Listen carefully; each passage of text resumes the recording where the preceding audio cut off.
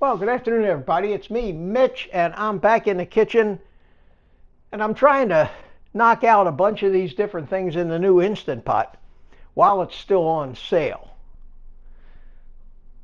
So I'm going to do a chuck roast today, and I'm going to pressure cook it. And it's a first for me, other than pressure cooking 3 cups of water the other day.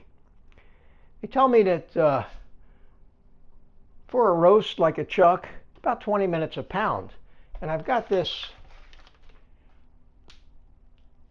about 3.5 pound chuck roast here. So that'd be a little over an hour, maybe an hour and 10, hour and 20 minutes. I think I'll do it for an hour and 10 minutes. And then once I get it going, we'll talk about the different methods I've read about to release the steam. And all you need to do, and I'm going to keep this, I'm actually going to keep this basically as simple as I can, to keep it as pure carnivore as I can. And I'm going to be looking not only to cook this thing and have some tender meat, but I'm also going to be looking to capture all the juices and everything from it to make soup or stock or something like that. So I'm going to open this thing up here, and since I want to capture all the juice, I'm basically going to do this. I'm going to put this rack in the bottom of this thing here, so that see if it doesn't help me lift it out. I'm going to take this 3.5 pound or so chuck. We're going to do this over here so as to pour whatever juices were in the bag, and I'm going to lay this thing down on the rack.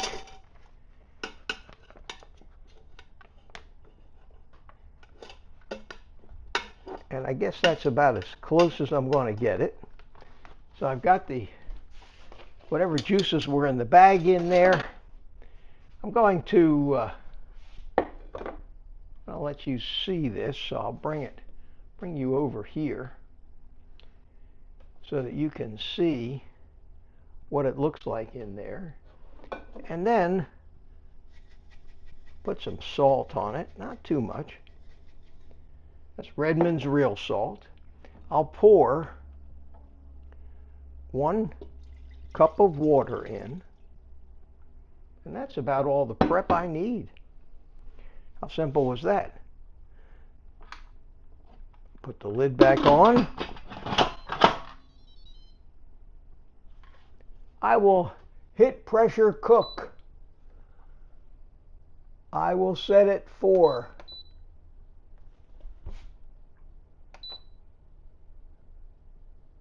it's on high. 1, that's 12 minutes. I guess I have to set this for 1 hour and 10 minutes is what I said.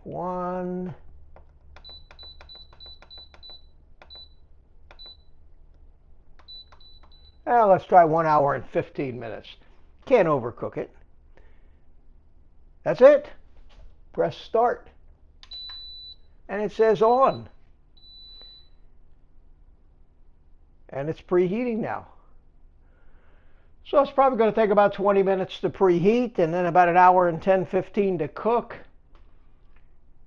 Maybe another 10 or 15 if I decide that I don't want to just quickly release the steam, but actually let it cool down.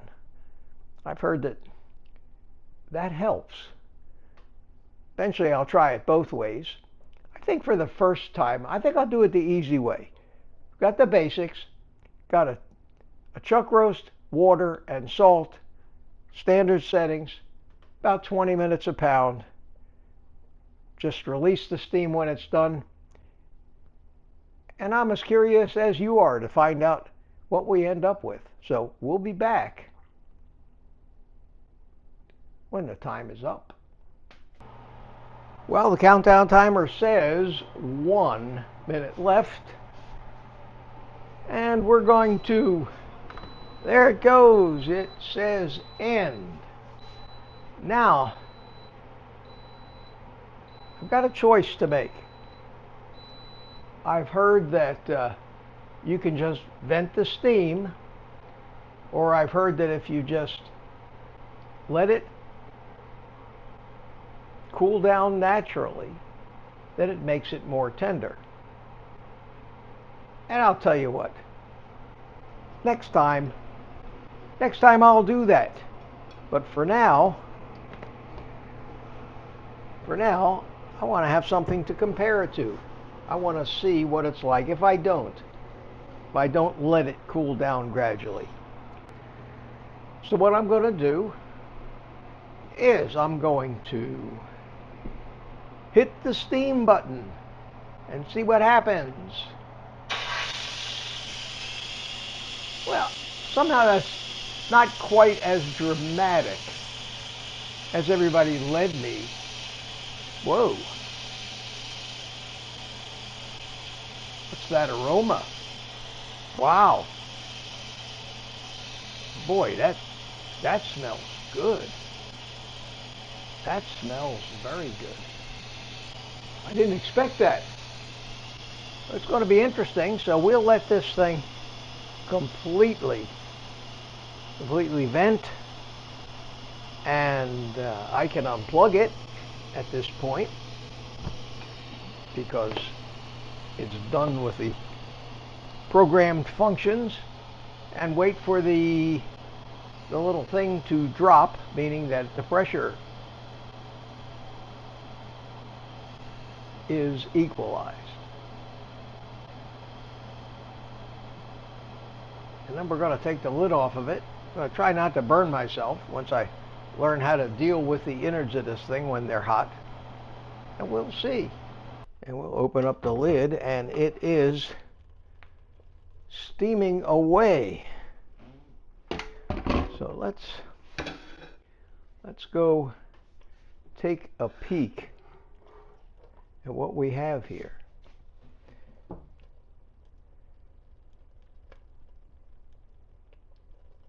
Hard to tell. Hard to tell.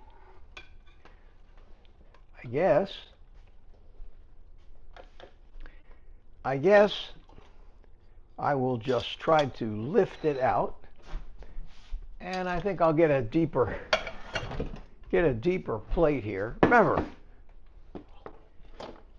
this is not an expert set of instructions on how to do this, but a first time. I suppose I could have just reached in and grabbed it without putting it on this rack. Let me see if I can somehow delicately get this rack off of it. Yeah, I don't think you need the rack. But it wasn't hard to get out. Now I've got this piece of meat that looks definitely cooked. And I think what I'm going to do right now is just kind of taste it. I've got in here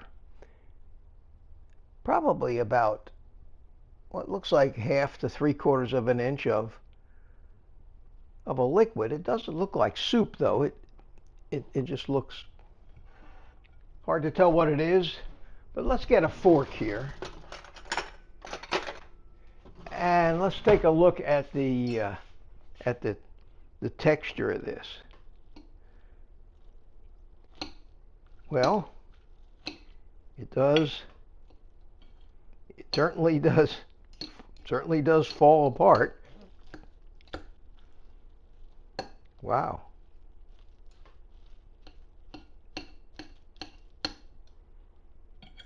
And let's take a little taste.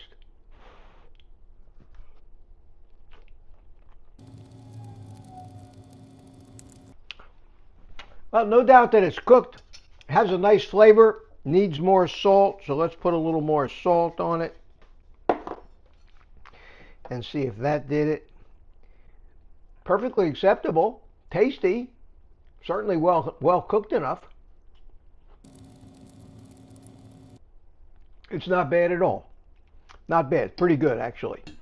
So what I'm going to do is I'm going to, now it looks like where the fat is in the middle, it's holding it together pretty good. So let's cut into it here and see what it looks like through the middle and see if it's cooked enough or if it's still needed to cook longer. Well, it looks cooked.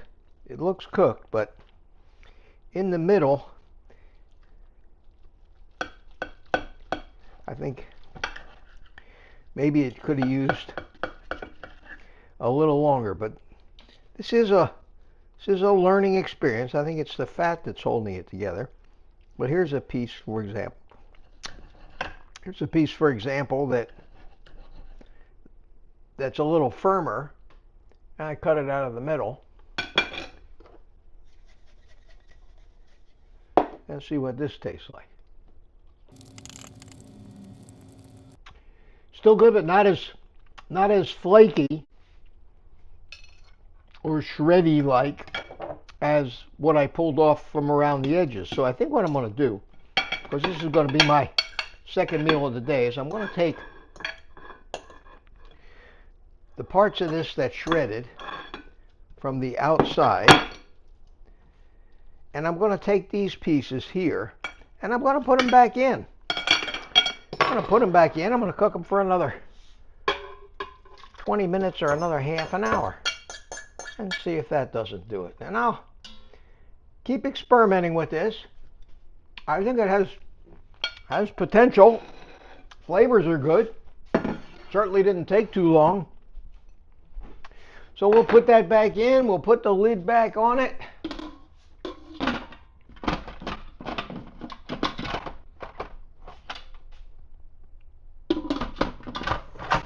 And plug it back in. And just let it cook. And I'll eat that as my meal. So we'll go pressure cook again. We'll set the time back to about, give it another 30 minutes.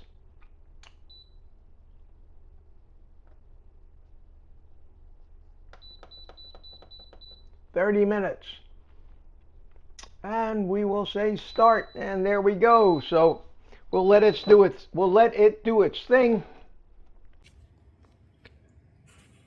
What I have in this container